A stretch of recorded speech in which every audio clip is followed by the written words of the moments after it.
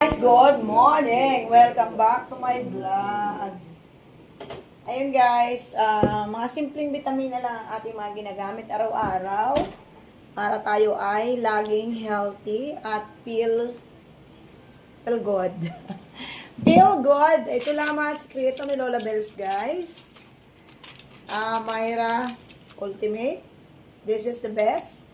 This is long time na ginagamit ko. Long time na. And then, ito yung aking multivitamins daily talaga, guys. Hindi ito mawawala dahil ito talaga ang kasama ko na sa buhay for many years. Baka naman, sa aking vitamins na the best talaga to guys. Good energy, good mood.